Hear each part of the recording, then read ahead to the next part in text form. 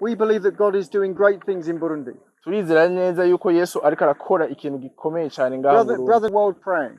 Kandi hariyo nabandi bantu ku isi yose bariko baradusengera. But in these few days, kugira muri ino misi iza, something could be ignited in Burundi. Ikintu ciza gikomeye cyane kizoboneke kizogaragare ngaho mu Burundi. A flame might be lit.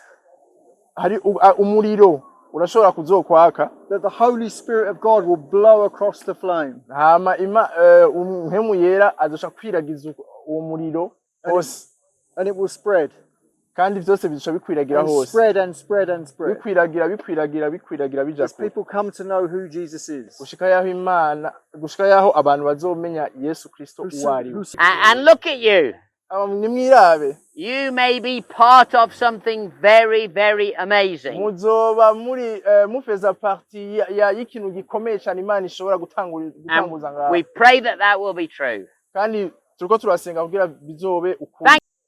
Imana yatoranyije Uburundi nibikorwa bizobera mu bihugu jana, ariko si hose bazogenda batanguriye Burundi. Novuga yuko ari ijambo rikuru kandi n'umunezero. Ndashimira Imana cyane kubera Imana yiyumvira cyane ku Burundi. Yesu nashimwe cyane, ntanguye gushimira Imana mu izina rya Yesu Kristo kuri uyu mugoroba mwiza Imana yateguye tutarabaho. Twarateguye igikorane twataziriye Joining Jesus 2025 kandi cyageze. Abakozi b'Imana bamaze gushika mu gihugu cyacu. Nivyo gushimira Imana cyane gose. Dufise Dennis Peters niwe murongozi wacu mukuru wa The Rooftop Ministry, tukadufise na Steve turi kumwe ngaha. Yesu nashimwe cyane. Hama dufise abakozi b'Imana, hariyo Bishop John, hariyo Apostle Simon, hariyo Bishop Franco, hariyo Pastor Stanley, n'abandi bapastori bari ngaha n'abadamu babo. Turabashimiye cyane ko mwaje. Ni gikorane kizoba ari gikorane kinini cyane kugira ngo tubwire abantu ubutumwa bwiza bwa Kristo Yesu, abantu bakizwe n'abasubiye inyuma dushobore kandi kubazana kwa Kristo Yesu. Hama rero uko mubibona ni ibintu by'umunezero cyane kandi Imana ibandanya ikorera iki gihugu cyacu. Muri ministere yacu ya The Rooftop Ministry, Imana yatoranyije Uburundi nibikorwa bizobera mu bihugu jana, ariko si hose bazogenda batanguriye Burundi. Novuga yuko ari ijambo rikuru kandi n'umunezero. Ndashimira Imana cyane kubera Imana yiyumvira cyane ku Burundi.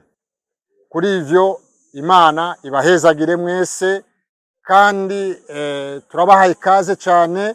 Tuzotangurira itariki 4 i Buganda, itariki 5 izoba ku kibuga cy'umupira mu Kinama, kuri zone Kinama. Imana ibahezagire cyane, murakoze. Okay, let's start again. Good evening everyone. It's great to be here in Burundi. I've been in your wonderful country before and I always love to come back here to be with you. Aramaze kuza hano kenshi kandi wamara umunezero kuba ari ngaha. The people are so welcoming and so friendly, so God bless you all. Thank you for having us back abantu bamwakira neza kandi Imana ihabwa icubahiro ku Burundi. I've had to leave my family behind to come here. Yari kumwe n'umuryango wiwe imbere yuko aza ngaha. I have one wife. Arafise umugore umwe. 3 children. N'abana batatu. And 4 grandchildren. N'abuzukuru bane. So it's always hard to leave. It's always hard to leave. Ni ibintu bigoye cyane. But it is great to be here with you. Mugabo aranezerewe cyane kubona ari ngaha. For part of what we call Joining Jesus 25. Ico yita rero Joining Jesus 25. It's already begun in other countries. Zaratanguye ahandi hantu mu bindi Already bihugu. in Zambia. Zaratanguye muri Zambia. And also in Namibia. Zaratanguye muri Namibia. And in the next few weeks it'll be happening all over Africa and all over Asia. Hama mu isi iza bikazosha biba mu bindi bihugu byose byo muri Afrika. Nearby in Rwanda and in the Congo. No mu Rwanda no muri Congo ababanyi. In Kenya, Uganda. Kenya, Uganda. And then across into Bangladesh and into Pakistan, all over. No muri Asia, muri Bangladesh no muri Pakistan hose bizoba. God is doing something. Imana iriko irakora ikintu gihambaye. I live in London, England, just outside of London, England. Avuye i London mu Bwongereza. And where I live and across Europe, the continent that I come from, Hama iyo ava hariya nyine muri Europe muri rya kontinent yabo. there's a sense that God is just beginning to stir something. Hama Imana iriko iratanguza ikintu gikomeye cyane. And as I travel across the world, I see that God is beginning to stir something. Imana iriko itanguza ikintu gikomeye cyane. It's time for the church to remember who the church is. Harageze yuko ishengero litangura kumenya icari ico ishengero. There's one Jesus. Bategeza kumenya ko hariho Yesu umwe. There's one mission. Ko dufise igikorwa kimwe. And there's one church. Ama hakaba hariho n'ishengero imwe. And joining Jesus 25 is about awakening the church to remember this is who we are. Joining Jesus event rero ikazoza kwibutsa ishengero ico risigura ishengero. And I'm really looking forward to what might happen in the next few days here in Burundi. Araryoherewe cyane ku bintu bizoba mu misi iza aha mu Burundi. So I need to say this right, in Chibitoke.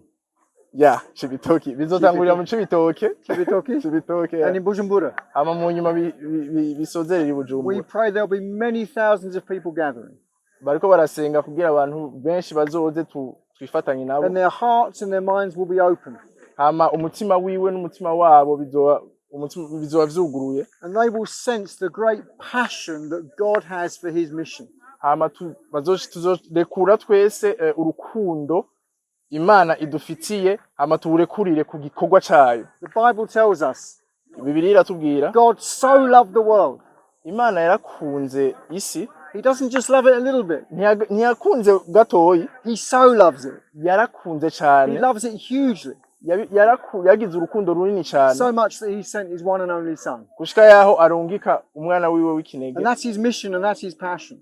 Niyo rero mission nico gikorwa dufise kandi urukundo. We've come here. Bari ngaha as your servants. Hamwe na mwebwe. We believe that God is doing great things in Burundi. Turizera neza yuko Yesu ariko arakora ikintu gikomeye cyane ngaha mu Burundi. Brother Nestor. Apostle Nestor. Apostle Nestor, absolutely. Apostle Nestor is a great friend.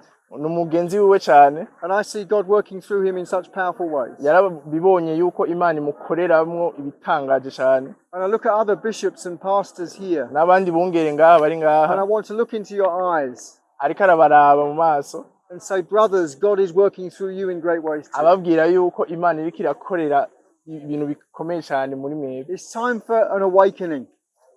Uno n'umwanya rero w'ikanguro. And we pray. Turasenga. And we have many people around the world praying. Kandi hariyo nabandi bantu ku isi yose bariko baradusengera. But in these few days, kugira muri ino misi iza, something could be ignited in Burundi. Ikintu ciza gikomeye cyane kizoboneke kizogaragare ngaha mu Burundi. A flame might be lit. Hari umuriro urashobora kuzokwaka. That the Holy Spirit of God will blow across the flame. Hama Mpemu yera azosha kwiragiza uwo muriro hose. And it will spread. Kandi byose bizosha bikwiragira hose. Spread and spread and spread. Bikwiragira bija. As people come to know who Jesus is. Gushika yaho abantu bazomenya Yesu Kristo uwari. Who surrender their lives to him. Twarihebeye imitima yacu kuri we. But then join him in his mission. Mugushikira Yesu, mugushika kuri mission yiwe.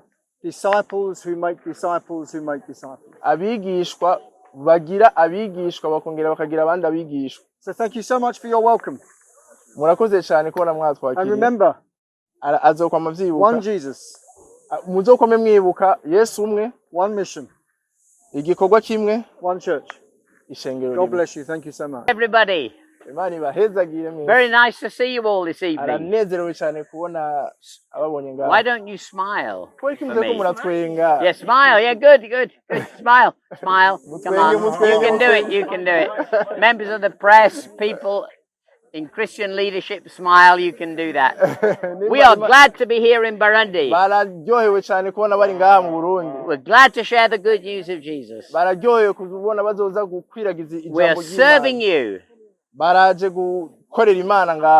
Burundi might only be a small country. Small compared to America. Or China. canke Ubushinwa or Russia. canke Uburusiya. But I want to tell you something. Mugagira babwira ikintu kimwe. God could start something here that changes the world. Imana ishobora gutanguza ikintu kimwe ngaki ishobora guhindura isi yose. How amazing would that be? Ivyo birashobora kuba ari ibintu bitangaje cyane. That God would speak in this nation, Imana izovuga biciye muri iri hanga. helping people discover who Jesus is, Bafashe abantu kumenya Yesu Kristo wari we. and encouraging to share Jesus with others. Hama mwongere mubankuraje kwiragiza inkuru nziza ya Yesu Kristo. Making disciples who share disciples with others. Kugira abigishwa cyangwa guhindura abantu abigishwa bahindura abandi abigishwa. This is an amazing opportunity. Iyi ni opportunity nziza cyane. Who knows what God will do in this nation? Ninde azi ico Imana izokora muri iri hanga. Starting something here. Ikintu kirashobora gutangurira ngaha. That will spread all over Africa. Kazosha gikwiragira muri Afrika hose. With the good news of Jesus. Biciye mwijambo ryiza rya Yesu Kristo. It's easy to think Burundi is a small country. Biroroshe cyane kumva yuko Uburundi ari igihugu gito. But what if you were a country that set things ablaze for the whole of Africa? Mugabo kirashobora kuba ari igihugu hashobora gutangurira umugisha ushobora gukwiragira muri Afrika yose. So that's why we're here. Nico gituma bari hano. One Jesus, Yesu umwe, one mission, igikorwa kimwe, one church. hama ishengero rimwe. And we believe that something special will happen in the next few days. Arizeye yuko hari ikintu gishasha kandi gihambaye gishobora kizokoreka mu minsi iza. Thank you for the apostles and bishops who've worked so hard on this event. N'abakozi b'Imana bari ngaha. Thank you to all of you. Arabashimiye mwese. Thank you for your hard work. Arabashimiye ku gikorwa gihambaye cyane. We look forward to all that God will do in the next few days. Bararyoherewe cyane ku byo Imana izokora mu minsi. And we're glad to be here to be part of that. Araryohewe kandi kubona azokontribute muri May God bless you. Imana ibahezagire cyane. May God bless you. Imana ibahezagire cyane. May God bless you. Imana ibahezagire cyane. We are excited to be here. Bararyohewe cyane kuba ari ngaha. And look at you. Nimwirabe. You may be part of something very, very amazing. Muzoba muri mufeza parti ya ikintu gikomeye cyane Imana ishobora gutanguza ngaha. We pray that that will be true. Kandi turiko turasenga kugira bizobe ukuri. Thank you for coming to meet us at the airport. Murakoze cyane kubona mwaje kutwakira kuri airport. But most important, mugabo igihambaye. Thank you for being part of what God's going to do in this nation. Murakoze kubona muzo kwifatanya natwe ku kintu Imana igiye gukorera. May God bless you. Imana ibahezagire cyane. May God bless you. Imana ibahezagire. May God bless you. Imana ibahezagire cyane. Amen, amen, amen. Amen. Amen. Thank you. Thank you. Thank you. Murakoze cyane. Yesu nashimwe cyane. Amen. Turamukije amahoro y'Imana. Natwe turanezerewe cyane kubw'uyu mwanya n'iyi saha nziza.